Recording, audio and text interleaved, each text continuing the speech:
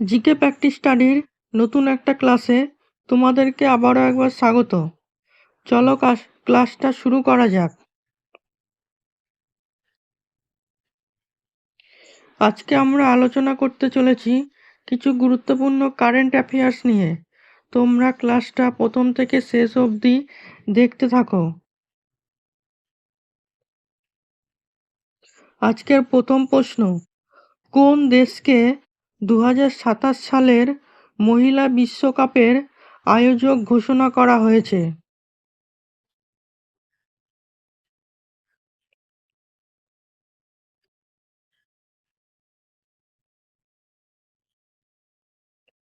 সঠিক উত্তর হলো অপশন এ, ব্রাজিল।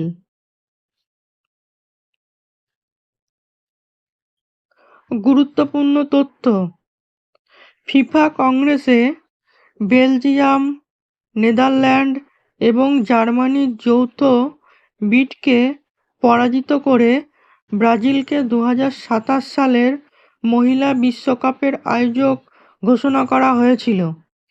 ইউরোপিয়ান বিডের জন্য ব্রাজিল 78 ভোটের বিপরীতে 119 ভোট পেয়েছে। ব্রাজিলের পক্ষে ফিফার প্রযুক্তিগত মূল্যায়নের পর এই সিদ্ধান্ত নেওয়া হয়েছে। ব্রাজিলের বিড উদ্দেশ্য নির্মিত স্টেডিয়াম এবং শক্তিশালী বাণিজ্যিক সমর্থন বৈশিষ্ট্যযুক্ত। 2031 সালের টুর্নামেন্টে ফোকাস করার জন্য মার্কিন যুক্তরাষ্ট্র এবং মেক্সিকো তাদের যৌথ বিড প্রত্যাহার করেছিল।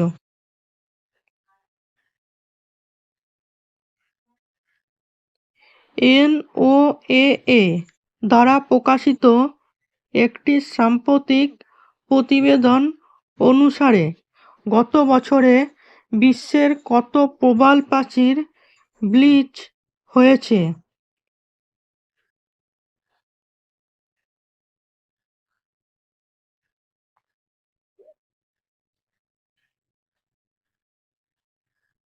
সঠিক উত্তর হলো অপশন বি, 60%। গুরুত্বপূর্ণ তথ্য, United States National Oceanic and Atmosphere Administration NOAA অনুসারে বিশ্বের প্রবাল প্রাচীরের 60% গত 12 মাসে ব্লিচিংয়ের জন্য যথেষ্ট তীব্র তাপের চাপ অনুভব করেছে, যা একটি রেকর্ড। এটি রেকর্ডে চতুর্থ ভর প্রবাল ব্লিচিং ইভেন্ট। আগের তিনটি 1998 থেকে 2017 মধ্যে ঘটেছিল। ব্লিচিং প্রাচীরগুলিকে রোগের জন্য আরও ঝুঁকিপূর্ণ করে তুলতে পারে এবং তাদের যে বৈশিষ্ট্য জীববৈচিত্র্য সমর্থন করে তার ক্ষতি করতে পারে।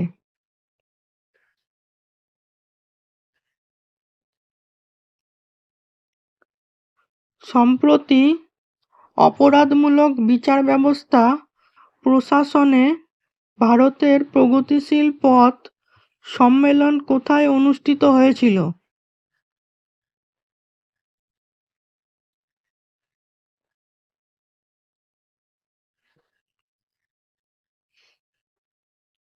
সঠিক উত্তর হলো অপশন সি, গুয়াহাটি। গুরুত্বপূর্ণ তথ্য, কেন্দ্রীয় আইন ও বিচার মন্ত্রক আসাম সরকারের সাথে ভারতের ফৌজদারি বিচার ব্যবস্থার সাম্প্রতিক পরিবর্তনগুলি নিয়ে আলোচনা করার জন্য 18 ও 19 মে 2024 গুয়াহাটিতে অপরাধমূলক বিচার ব্যবস্থার প্রশাসনে ভারত প্রগতিশীল পথ শীর্ষক একটি সম্মেলনের আয়োজন করে।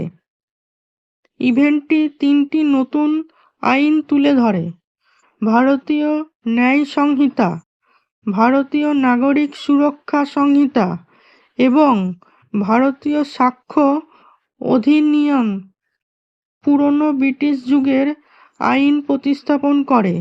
এই আইনগুলি 1 জুলাই 2024-এ কার্যকর করা হবে।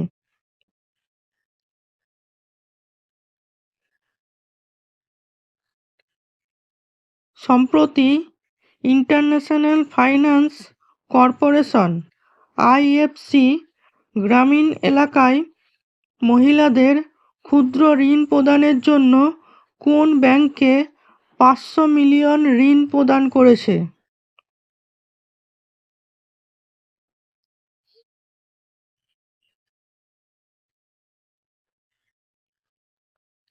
সঠিক উত্তর হলো অপশন এ, এইচডিএফসি ব্যাংক।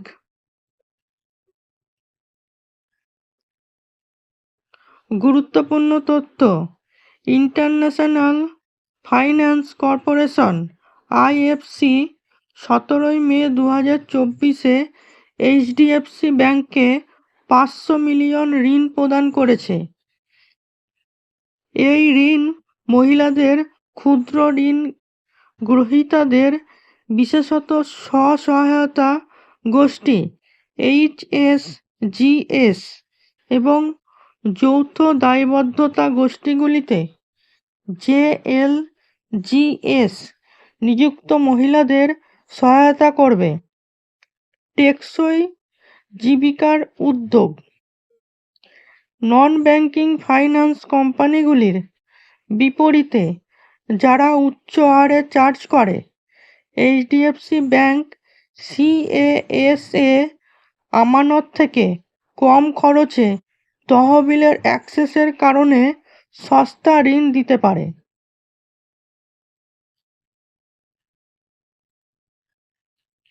সম্প্রতি খবরে দেখা ডাইসন স্পিয়ার কি?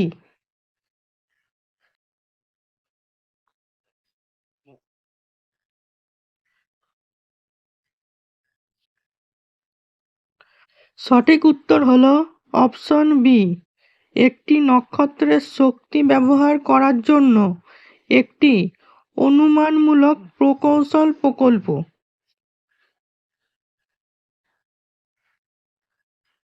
গুরুত্বপূর্ণ তথ্য: সুইডেন, ভারত, মার্কিন যুক্তরাষ্ট্র এবং যুক্তরাজ্যের একটি আন্তর্জাতিক দল ডাইসন গোলকগুলির অনুসন্ধান করার জন্য একটি পদ্ধতি তৈরি করেছে।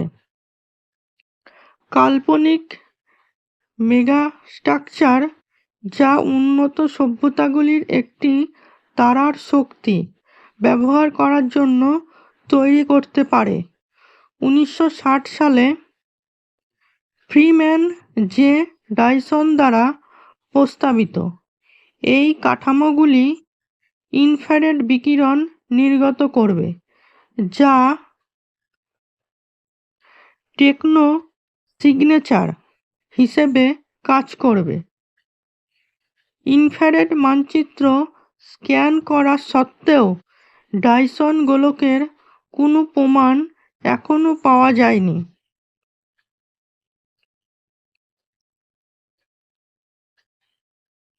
তাহলে আজকের ক্লাসটা এই পর্যন্তই। কেমন লাগলো কমেন্ট করে জানিও। আর যদি ভালো লেগে থাকে তাহলে আমাদের চ্যানেলটি সাবস্ক্রাইব করতে পারো। ধন্যবাদ।